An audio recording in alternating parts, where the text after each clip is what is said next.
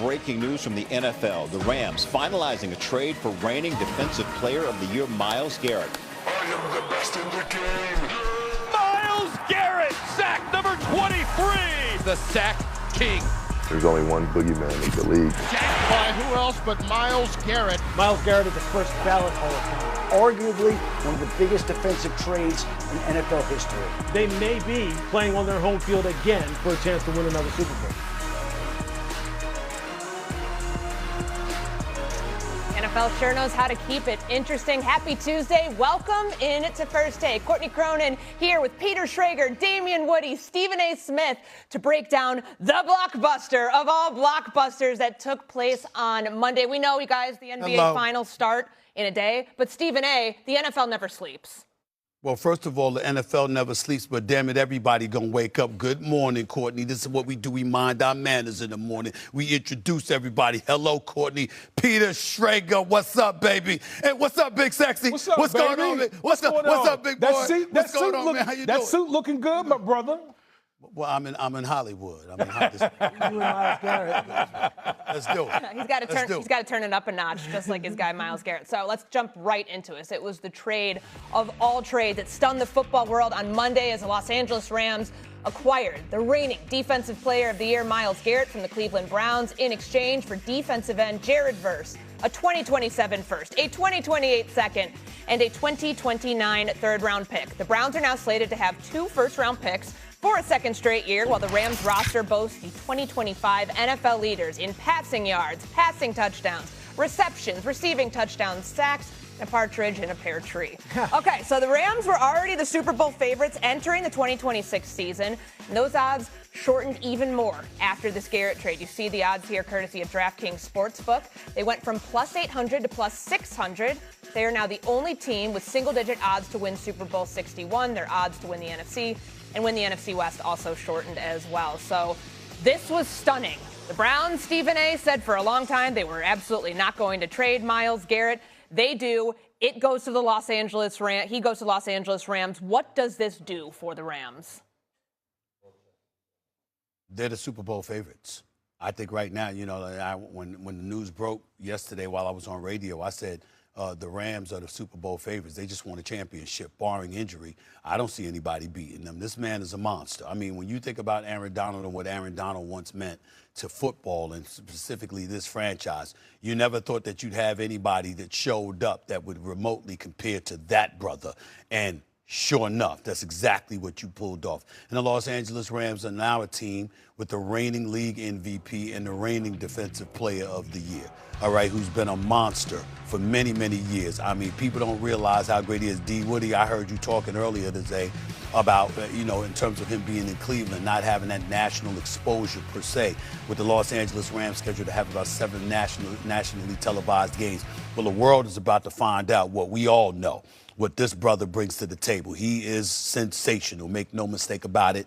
And as a result of that, considering what he brings to that defense, combined with what you know they could do offensively with Puka Nacua, with Stafford and the crew, I don't see anybody that we can look at definitively and say they should be the favorites over the Los Angeles Rams, who, by the way, last won the Super Bowl when it was at SoFi Stadium here in L.A. And, oh, by the way, this year it's going to be at SoFi Stadium, televised by ESPN and ABC. I mean, this is what it's all about, baby. The Los Angeles Rams are the favorites to win the Super Bowl championship, and I don't think anybody would deny that. Would you see it the same?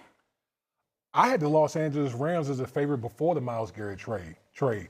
And what I saw yesterday, I used the word seismic in Get Up because that's what it was. It literally, I'm making a Costco run and it literally pulled me off the road because that's how big the trade was. And you know, we're talking about, and just for the audience out there, because I don't think a lot of people have seen Myles Garrett and the Cleveland Browns play because they just haven't been relevant.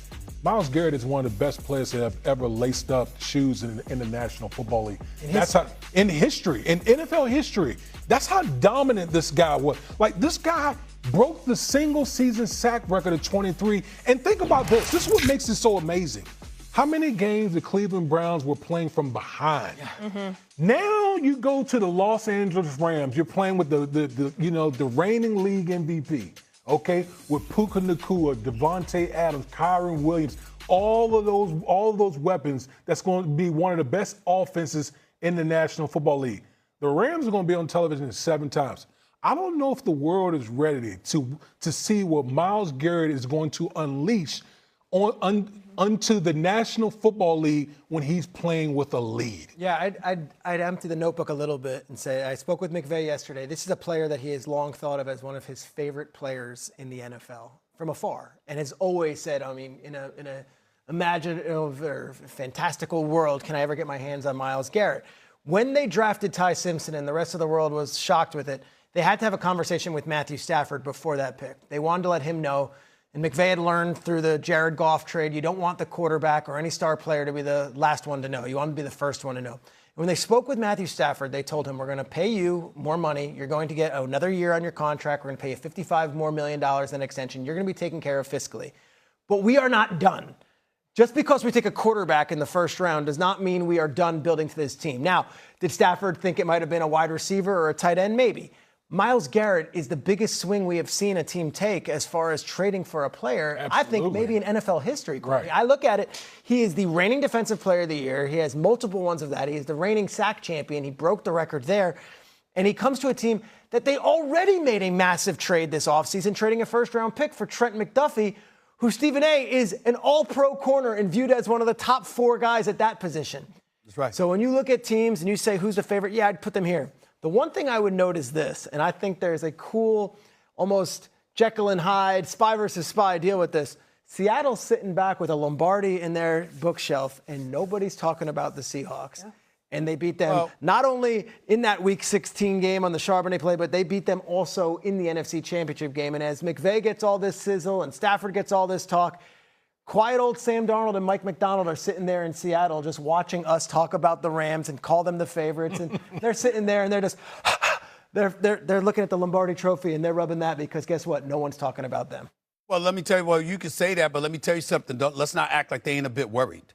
Let's keep it a buck here. The fact of the matter is there were a couple of thrilling games that L.A. and Seattle had against one another in Seattle that came down to the wire, okay? It was a play here or there that decided it. It wasn't lopsided. I mean, considering how tough it is to play in Seattle, the one team that we knew could potentially go in there and beat them, or at the very least give them a run for their money, a wire-to-wire matchup, was the Los Angeles Rams. And if you Sam Darnold, let me tell you something right now. Even though he's not much of a talker, and we get that, we respect the job that he did, and he was absolutely great last year, all the props in the world to him. Let's understand something. If there's a person that is quiet on this particular morning that should want to be quiet, it's him, because he's the one that's got to drop back in the pocket with a cat like Myles Garrett coming his way. And let me state this for the record right here on national television. Let me get it out the way right now, just like I did on radio yesterday when it broke. Lord help everybody if Aaron Donald says, you know what, I might want to come out of retirement. Ooh. Remember, he joked around about this, and I know it's far-fetched. He ain't thinking about it. He's got his off-field aspirations and all of that stuff. I understand that. Just saw Aaron Donald a few months ago. Looked like he looked like he played right now. He looked like he played right now. He didn't leave the weight room. He ain't retired from football and left the weight room and stopped being in condition. The brother he's a mammoth of a man, okay? And sometimes you've seen him working out with players, including Jared Verse. So let's remember that as a reality. That's number one. Number two, and more importantly, this man joked, and although he was half joking, when Micah Parsons was going through his contract stuff, he said if that brother ended up being a Los Angeles Ram, it might entice me to come out of retirement. He joked about it. He was joking. We get that part. But if Micah Parsons got him to think like that, what's the dude with 125 and a half career sacks for the Cleveland Browns going to entice him to do? It's Myles Garrett we're talking about. Listen, it's a draft that in 2017, Patrick Mahomes went 10th overall. T.J. Watt went 30. We forget because he was in Cleveland. Who went number 1 overall? It was Myles Garrett. And that number 1 overall pick from 2017 has been in the league for 9 years, and no one has ever said a word about that being a faulty pick because he's Myles Garrett. And all he wanted to do, he said, I ain't trying to come here from Cleveland to Canton.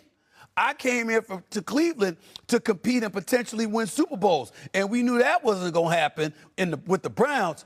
It's going to happen now with the Los Angeles Rams. McVay, Stafford, now Myles Garrett. And I'm telling y'all right now, keep your punch. I don't give a damn what Aaron Donald said. I do think it's possible. I do think it's plausible that Aaron Donald might say, I might want to come out of retirement for this. I mean, shoot, you saw the video there, Stephen A., of him working out. He looks like he could line up right now and take a couple snaps on that defensive line. There's something here, though, Peter, because you referenced what happened during the draft. They take Ty Simpson at 13. There was some buzz, though, around the time of April that, maybe one of those picks might be for a defensive end. Remember, at the time, they had Byron Young and they had Jared Verse, two guys that they're eventually going to have to pay. Maybe they'd get Will Anderson money, maybe they'd be a step below, but this was always sort of in the works.